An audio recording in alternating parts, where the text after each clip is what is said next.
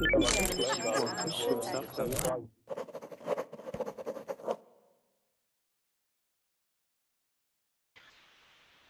guys, welcome to class. Today we're going to be talking about multiculturalism and immigration. It's a very hot topic, so we're going to talk about this, what the situation is like in your country, and we're going to talk about the benefits of immigration, the drawbacks of immigration, all these kind of things. We're going to be looking at a specific article about a couple of years ago. There was this Norwegian guy who killed lots of people on an island, lots of young people on an island. I don't know if you remember, so we'll talk about this story and see how it goes. So already we have Jessica in there, Yarik there, Dev there, Nombra there, cool, and Alberto. So hopefully you can all join in. There were lots, well, not lots actually, a couple of reservations. So there's still some slots for you to join in if you like to.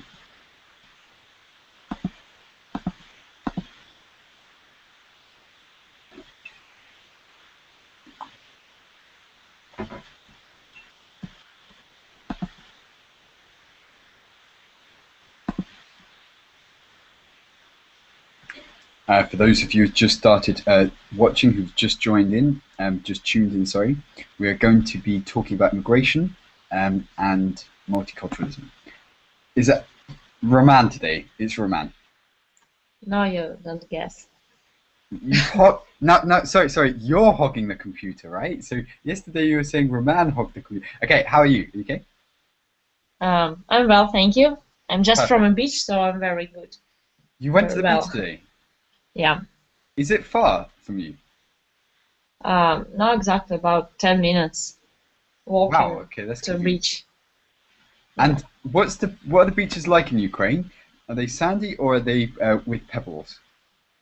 Our beach are sandy, but there are crowds of people. Okay. Too many people.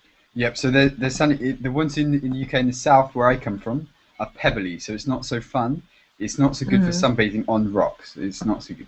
But there's no sun anyway, so that's probably why they did it. Okay, Alberto, yeah? Hello, teacher.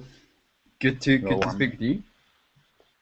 Anne has been to the beach today because it's 10 minutes away. You're in Spain. How far are you from the beach? I didn't understand you.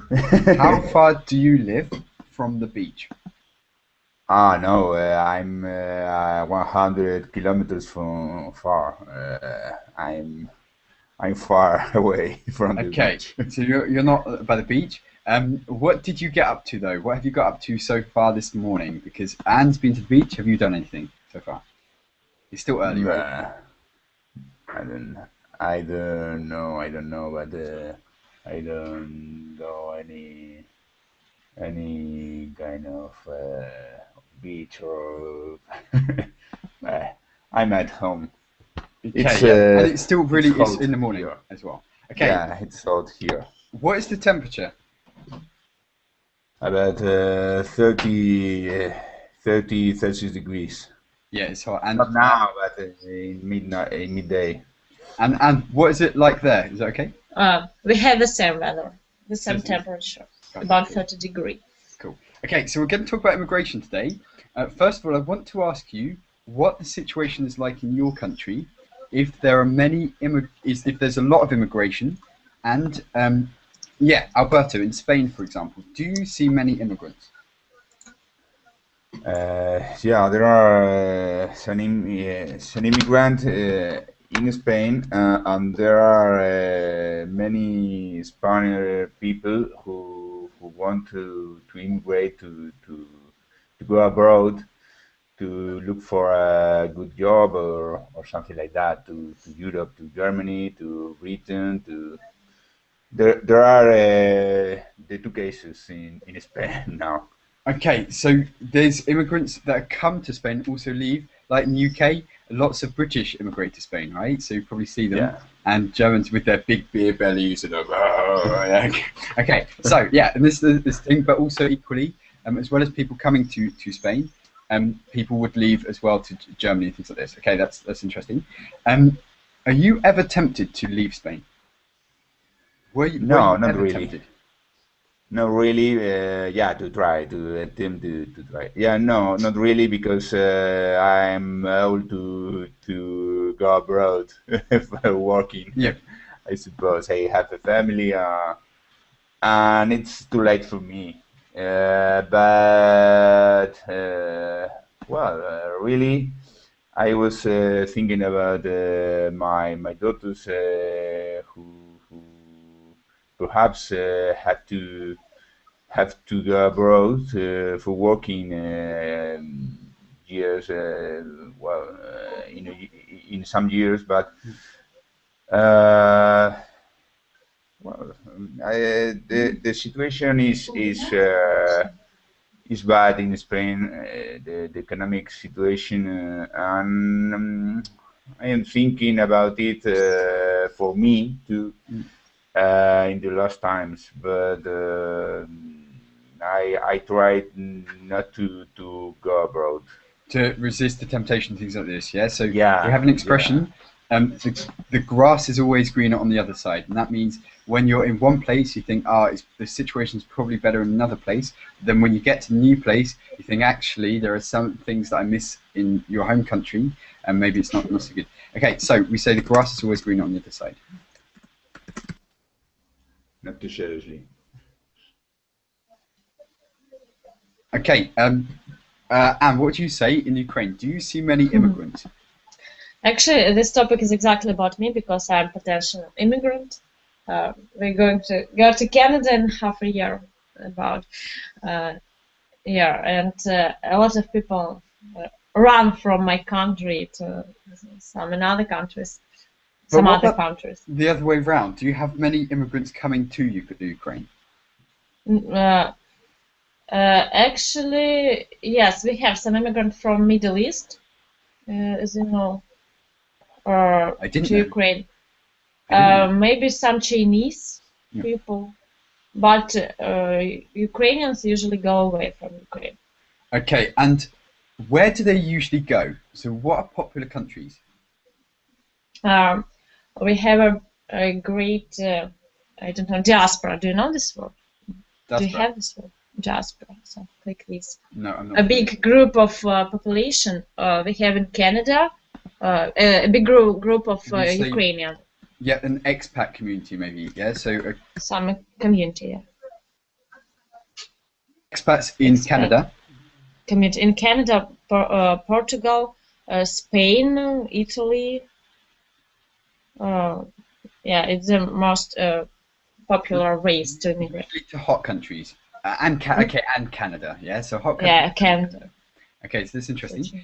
And were you ever tempted to go somewhere else apart from Canada? So you're going to Canada because of the job, but were you looking at other places, other countries, like, for example, Spain or Italy? No, we don't go to Canada exactly because we have a job. We take part in immigration program, and my husband got a job offer occasionally. He didn't want to. He didn't look for it. Okay, He so only was in Canada, and he received it. So we wanted to go to Canada, only to Canada, not to another country. okay, you're lucky. So Yeah. so he went to Canada, and then they just said you can have a job. So too lucky. There is special program. Every immigrant can go to some city and they live for about a week or more in this city, and they look the city, go to this some places, for example, schools, hospitals, so they know about life in this city, and more they visit some employers. Yep. And my husband visited one of the employers, and he get a job offer to my And husband. I've heard that for to get to Canada, the process is a bit more straightforward than other countries, like America, for example. I've heard that it's more immigrant friendly. Yeah, I don't know if you found it to be more friendly as such. That's cool. Okay, Dennis, good to speak with you. Yes. Hello, Martin. How are Hello, you? everyone. Okay.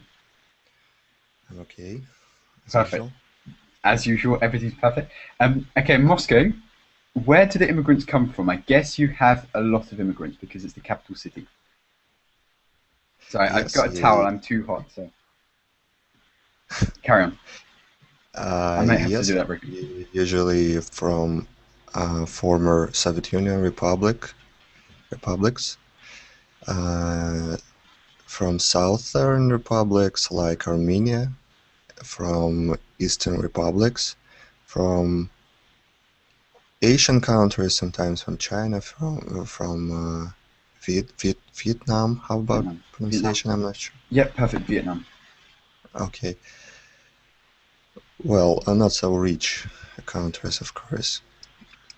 Okay, and where do many people from Moscow want to leave Moscow to other countries? Usually people move to Israel, very popular among Russians, a lot of Russian people there. Well, if you have enough money, Britain and London, because of huge amount of football clubs, I suppose. Yes, and no British investor buys these clubs. It's always either Arabs or Russian billionaires, because basically these clubs lose money. They're not good businesses, and somehow we can convince Russian billionaires and rich Arabs to buy them, but they lose so much money. They're rubbish businesses. But anyway, Dennis, yeah. So if you're rich, you'll go to London and buy a football club. Yeah, it's not a business. It's like a toy. Protection. No, even protection. Yeah. And US as usual, everybody goes to US. Okay, so have you ever thought about going somewhere else? No. You're quite satisfied. Alberto is also quite satisfied. And not if you even quite satisfied. It's not so bad, and I don't know. You have only one language, only one country when you're born, and it's just it's at home. it's very hard. It's very hard to move somewhere else. Okay, so it's home, yeah. So home, you cannot replace that. But Anne, would you have looked for an opportunity to go abroad if you didn't get this offer, this job offer, or is it just circumstantial? You got the offer, and now you're going. No, we wanted to move to immigrate to another country for several years. Firstly, we would like to go to Australia, and we also took part in special immigration program. We also got a job offer, but unfortunately, the government, migration government of Australia, didn't give some special.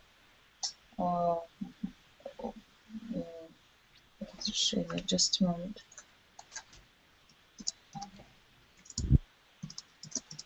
Some permission, something like that. Okay, they didn't give you permission or permit or whatever. Not for us, but for employer. Special Okay. permission for employer. And did so you applied to Gibraltar? How did that go? Because I think Gibraltar is good, yeah, because of the weather, right? So how did that go? What was it like? What did you have to do? In Australia?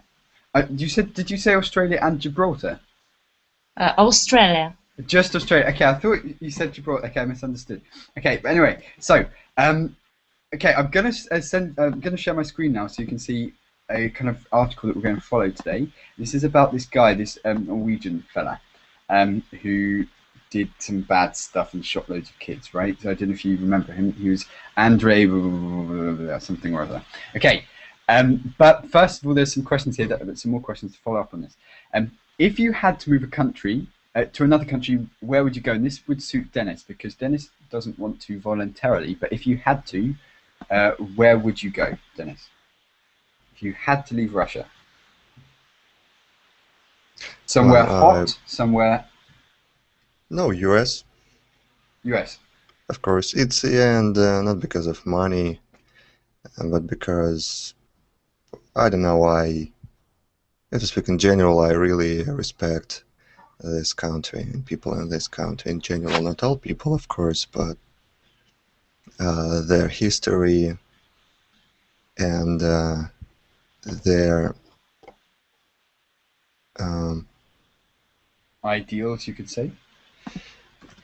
yes, maybe. Okay, It's so it's a big word, but yeah. and this whole kind of maybe American dream ideal, yeah. So if you live in America, the idea is that you can achieve what you like. Yeah, this is what they constantly promote. So for you, it would fit you, not necessarily because of the climate, not because of the money, but because of the ideals, the mentality. Yeah, so it would suit your mentality. Alberto, what about you if you had to go abroad? Well, I have a theory and I put it in the chat box. I think if you have to move abroad, you have to go to a poorer country than yours. Not any country. It has to be secure and has to have some stability, political stability or money stability, but it would be emergency country or something like that, like Like like a countries, brick, like yeah. Brazil, Russia, India, yeah, China, South Africa. No. emerging country, or what is the So developing right countries, or word? I would say emerging is better than developing because But most not countries already not to developed. I don't move. I wouldn't move to a developed country, to the U.S., to Britain, to Germany, because I think all the cases here in Berlin, the most of the students have studies, have degrees, but they can't work in these countries as his studies demand. Yeah. They could work for a low salary in bad working conditions, for washing, for working in a Especially so in restaurant. London, that's usually what It's, happens, right? I think it's too hard, but it's the right thing. And then I'd go to Central America, not any country, but to Costa Rica, to the South America country, to Colombia, for example, who is more stable than in years, for to Brazil, to Chile, to well, they speak Spanish too, and then And it's I convenient, right? have yeah, Okay, it's and easier for me. and okay, so you go also maybe because your money will go further there, right? So if you're saying when you say a country that's not as rich as your country, do you mean as in the people's salaries or as in the Yeah, overall economy? for yeah, the generally economy, the country economy. So that yeah, Because they need these countries, these emerging countries need people who works hard, but who know several things, and the students, the people who have a degree in our countries can help us, can help them, yeah. and then if they need you, they catch you as a degree, not Sure. not in a low salary, in a low working. Okay, So so you're perhaps saying I'm wrong, but it's my idea. so you're saying if you go to a country which is seen to be economically not as privileged as your country, then you can get more opportunities in that country with your education. Perhaps, yeah, Okay, I that's think interesting. so. What do you say to this, Anne? Or what exactly? Uh, to what Alberto said, is that if you're looking for a country to go to, it's better to go to a country which is not so economically developed as your own country. It's interesting. If I live in the, for example, poorest country in the world, where could I Well, yeah, that's fine. Okay, that's a point. Inhabited island. Okay, that's a point. But is there any logic to this argument? Can you understand where it's come from? Yeah. So, what would you say?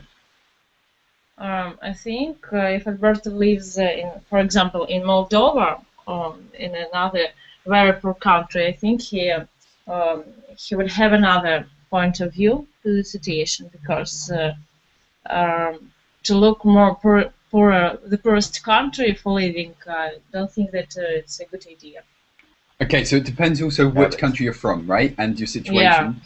But not any country, and the new country should have some conditions.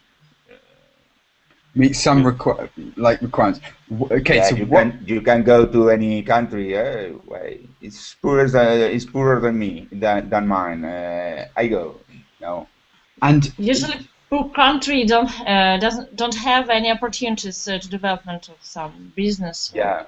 That's the point. It depends if you're talking about retiring, for example. This is something that maybe lots of people in Western countries want to do. They want to go to some maybe like Thailand or something like this, because they can sell their house and they can live very well. So things like it depends on what stage you're like. But if you're talking about getting a job, it depends on also what the economy is there. But Dennis, what would you say to this? Well, yes, it depends on language also. Because if you are from Spain, for example, you can choose among another Spanish-speaking countries. Yeah. Or if to speak about English. Or Russian even.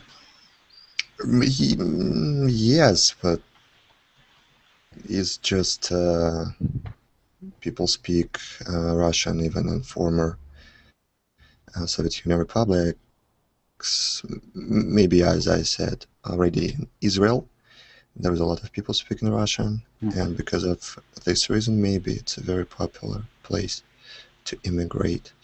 But it's not so good. I think it's not so good to immigrate in these republics. Okay. So yes, of course, it's a question of money in general, and that's good. But I don't know. It depends on your profession, on everything, and on what you want.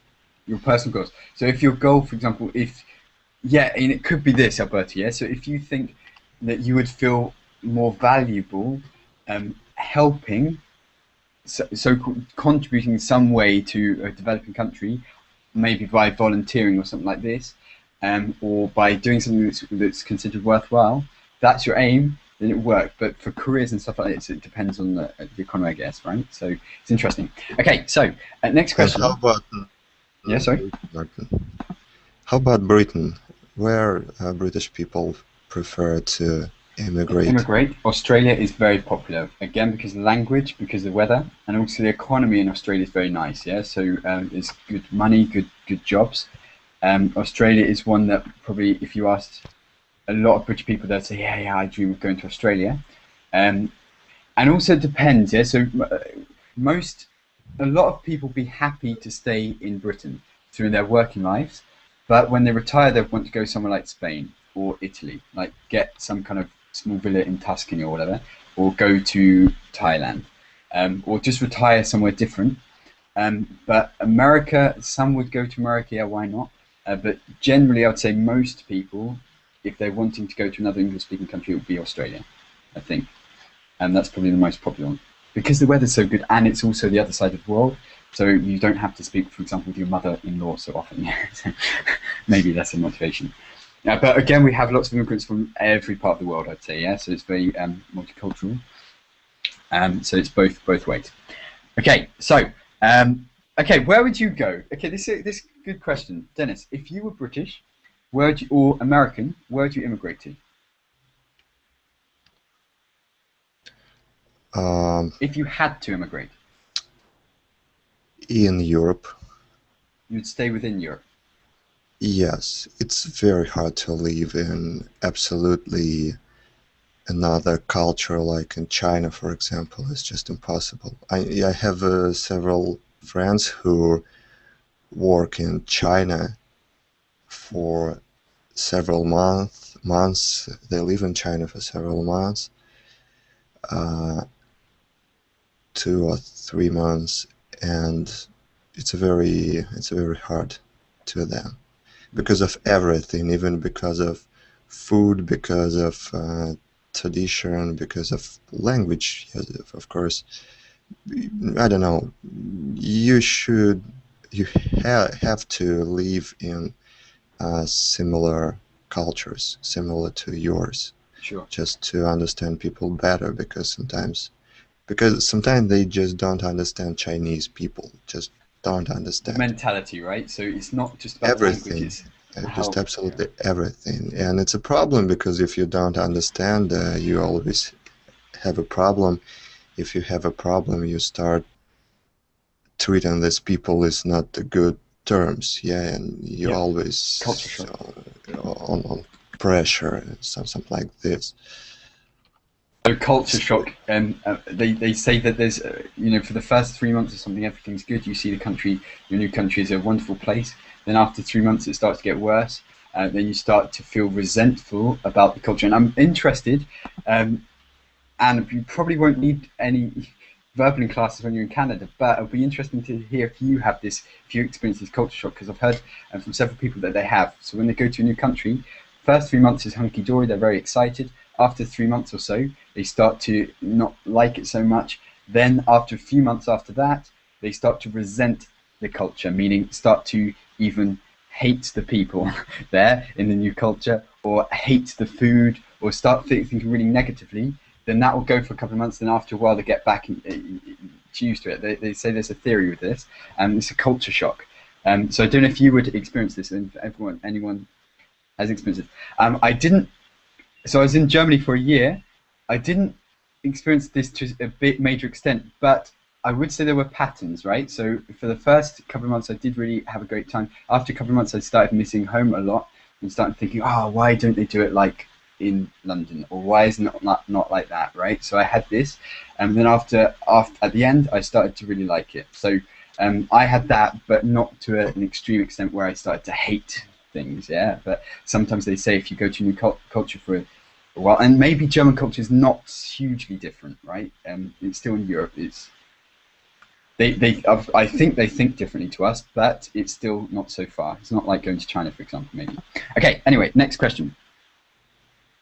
Actually, Anne, have you ever experienced culture shock? You've been on Yeah. holiday to several places. I don't know if you've spent an extended time anywhere. Have you ever experienced this culture shock? Where you just Yeah, resent I've the experienced culture? culture shock in India.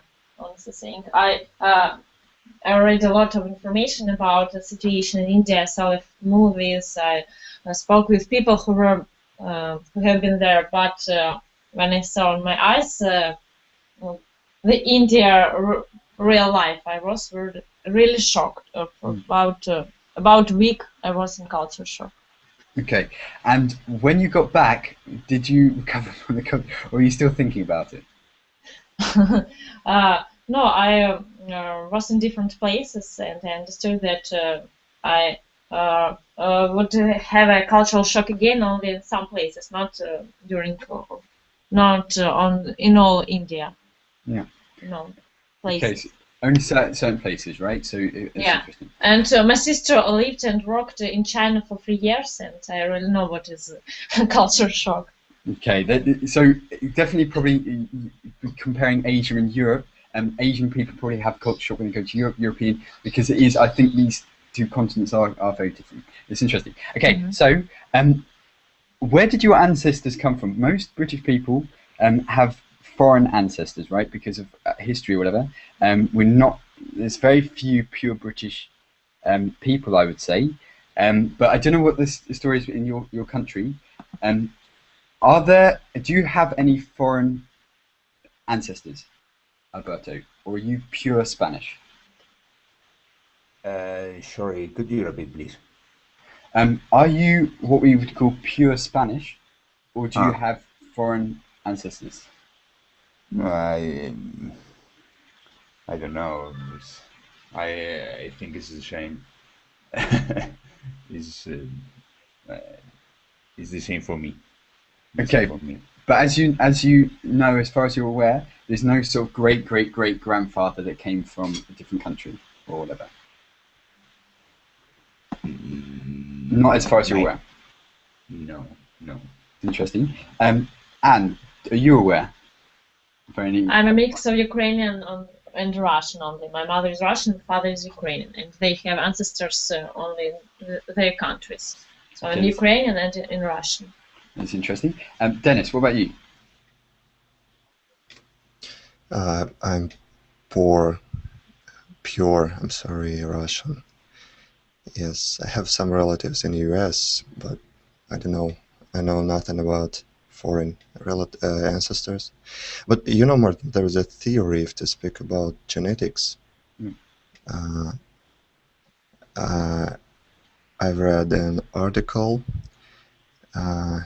about genetic ancestors in Europe, and 1,000 years ago, all people in Europe were related to each other. So 1,000 years ago, we had relatives in Europe, Martin, with you, for example. So everyone was connected in some way. That's interesting. In my family, I only know of one thing.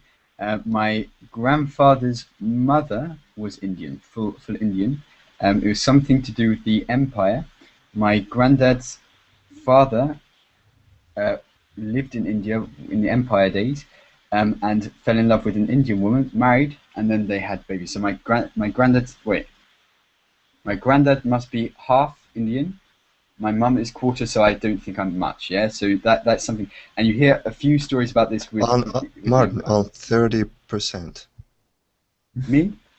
Yeah, on I don't know 30%. which part would be the Because Indian you're part. only 70% British, so Yeah. 30% you are Now I Indian. know. Now I know. Yeah, it's the Indian blood. Yeah, that's interesting. Okay, so You should pass a test. How how Indian Indian am are you? I? Yeah, but to be honest, I think I'll pass that more because I prefer curry to British food. So maybe because I said for this test you gave me, I said that I don't drink tea. So yeah, maybe that's, I don't know, but that's interesting. Okay, so let's go to the next question, and that is, no, let's not talk about Norway as such, but we'll talk about that in a minute when we read this article because there's new words. No, let's not talk about politics. Yeah, that's interesting though. In your country, do you have ethnic areas like Chinatown, Little Italy, also areas like we have in London, somewhere where like there's a huge Indian community or an Arabic community, or whatever. Do you have these centres? So Alberto, do you have like a Yeah. Chinatown or Little Italy? No, not really, because I live in Victoria and it's a small city. It has about 200,000 people, and it's not easy. But Chinese people perhaps is the people who is keeping their traditions more clearly, and they don't mix with another ethnic people. But I don't know; it's not clear here. Okay, so that's Perhaps interesting. in a city as Moscow or London or something like that is easier to see that.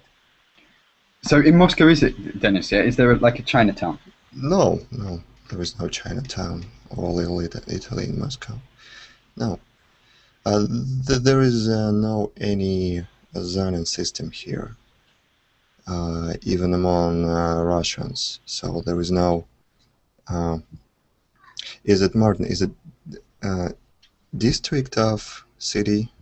How can you Yeah, say? so I'll just it's a district you can say. So it's in a district. But do you mean are you asking what Chinatown is? No, no, no, no. In general, city divided Into districts, yeah. consists. Or Okay, borough. Well, it depends because in the UK we say boroughs. Or districts is okay. You can say districts.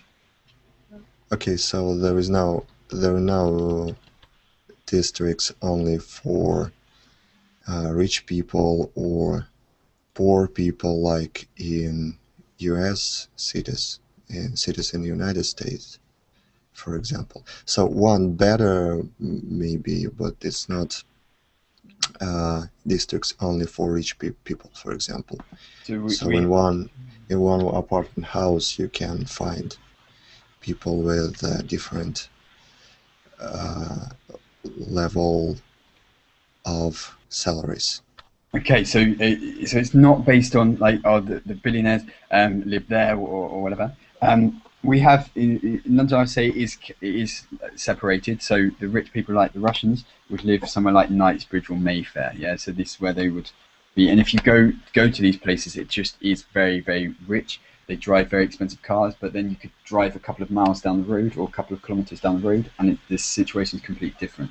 So I'd say we have also the kind of centres, the districts where the rich people live, maybe but now it's changing, of course. Lots of maybe career-minded people are going to the traditionally poor areas because the rents are cheaper, and they think, well, actually, I don't need to live in a rich place or whatever. But yeah, Chinatown.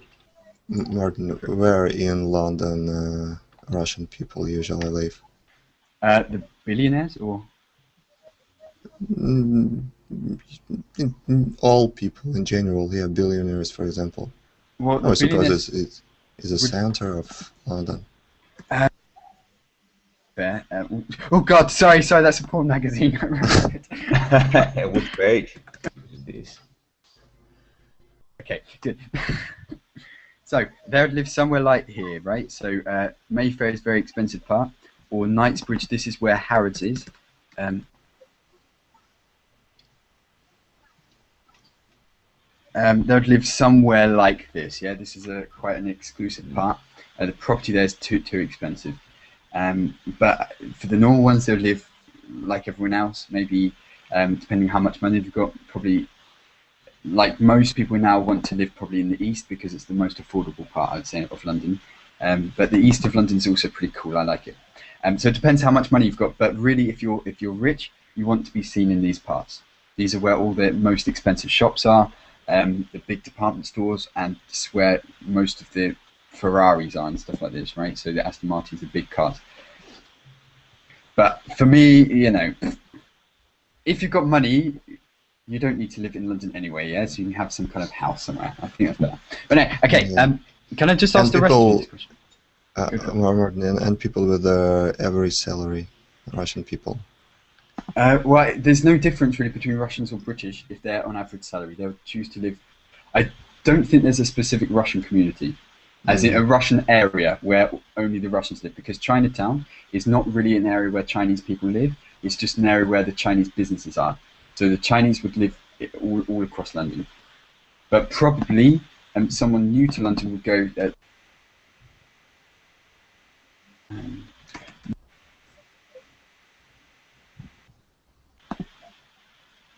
somewhere around here. I'd say most people go to the Docklands area.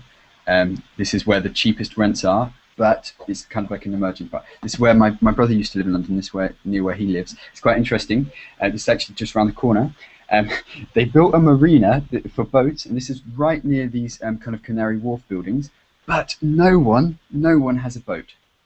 Yeah, so just here, there's never any boats, and you just think it's such a waste. They built these kind of places for yachts or whatever, but no one, no matter when I've been, just to this part, and you can walk. My brother lives maybe just behind here, and you walk through, and no one has a boat. Yes, maybe these are where the normal people go. But this is where the cheapest rents are in London, I'd say. But Martin, and if I'm planning on living in London for several months, which district you can recommend to live? Well, for me as a foreigner, I would go to.